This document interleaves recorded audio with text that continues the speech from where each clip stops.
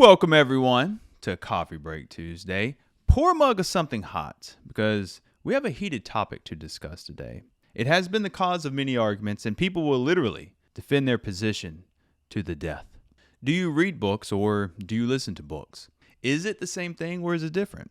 In this video, I want to explain the importance of both and help the two opposing sides agree on a singular mission: to retain the information you are consuming. So with that being said, let's begin. Bells ringing, birds singing, hello, good morning.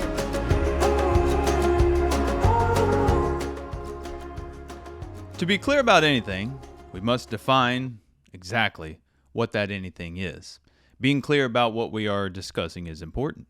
To read books is to physically look at the words or feel them with your fingers if you are reading Braille. If you hear a book, that means you are listening to a book, but not technically reading. But at an age where defining things accurately is really not taken that serious, I can understand why people say they are reading when in reality they are just listening. Literacy depends on the ability to read words on a device, a book, or a page. It has nothing to do with how well you can listen to a story around a campfire. But in all honesty, we shouldn't be up in arms about that because reading and listening serve two different purposes. Listening to books is a powerful way and is the oldest way of passing down information. We have a rich oral history of storytelling. Stories have been told around fires for thousands of years before books were even a thing. Memorization, elocution, story plot, vocals, and theatrics. The old Homeric and biblical stories were passed down through spoken word and listening. Our minds have adapted to spoken stories, and narration comes into play here, which I will get to in a bit because I believe it is the most important reason why you should listen to books. I want to quickly cover why I do both and the benefits of each.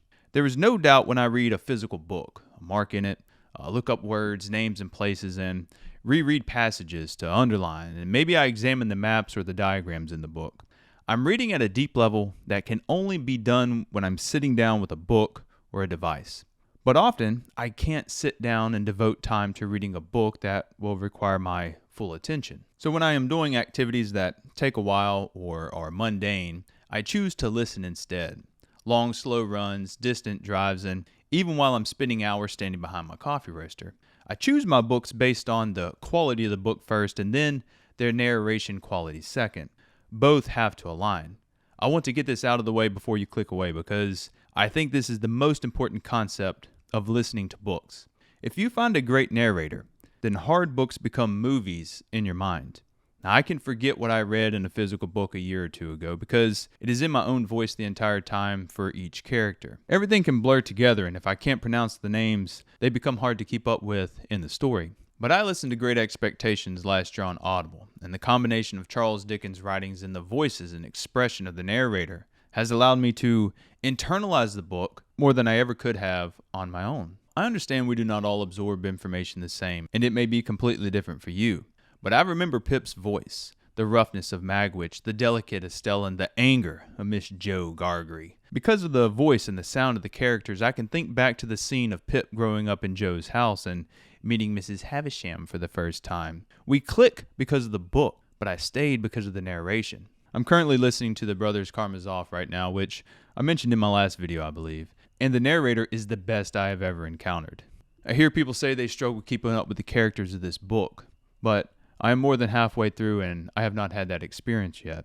When I hear the voice of the narrator, I know who the character is, or I remember what that voice was saying a few chapters back. The sweet, innocent voice of Alyosha and the rough, psychopathic voice of Father Pavlovich. The pious sound of Father Zosima, and the annoying voice of Smierdikov. Listening to a book like this, in my opinion, provides an understanding you can't quite get from just reading it. And I also believe the opposite is true. When I go back and I read this book physically, I will be better prepared to sort out all the details and the symbology and religious aspects of it. This book is deep, and books like The Brothers K are not meant to be read once and then put back on the shelf. How to live life can be found in books like this. Books like The Brothers Karamazov can touch your life so much that they move you in a different direction. So the question is not whether reading or listening is better than the other. It is realizing that if you pair them up, you create something in your mind that is not possible without the fusing of the two methods. Different parts of your brain are being used and two forms of comprehension are being exercised. Your reading comprehension versus your listening comprehension. And when you smash these two together, it allows you to retain what you read or you listen to much better.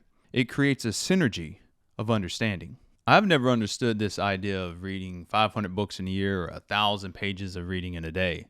Do you think about what you read? Do you wonder how a man like Fyodor Pavlovich could have such a great son like Alyosha? And who does Fyodor represent in your life? You got to sit and think about these things. Listening is great for hard books with names you cannot pronounce, like this book here. I've probably butchered half of them. The fact that I can drive down the road, go on a long, slow run, or do dishes for 45 minutes and listen to The Brothers K or Paradise Regained and actually retain the info is just amazing. Now, this is only possible because of the narration. I know Audible lets you sample the books first, and that is awesome, because I do not care how great the book is. If the narration sucks, then it will be a waste of time to even listen to. Now, listening to a book can become a crutch. It has for me in the past. Also, not all works are written in a format that pairs well with listening, so you must pick and choose based on your ability to retain it. I would struggle listening to Aristotle's works or even the Federalist Papers because the contents are made to chew on, not create scenes in your head over. So there's works like Aristotle's Ethics that I would never listen to, regardless of the narration, but would only sit down and read them physically.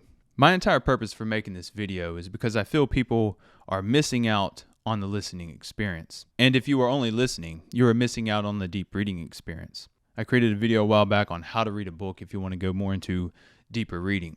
Do not look at these reading methods as either or, but look at them as separate tools in your educational toolbox. Some books are to be read, some to listen, and others to be exercised both ways. And I have linked a few of the books in the description from Audible with the best narrators that I have come across. I think it's a game changer if you haven't listened to books yet. Check them out and let me know what you think in the comments below, as I'd love to hear from you. My roasted coffee can be found down there as well, so grab a bag if you so desire. Read some amazing books, drink some amazing coffee, and I shall see you hopefully maybe this week. I don't know. I love you all. As always, stay blessed.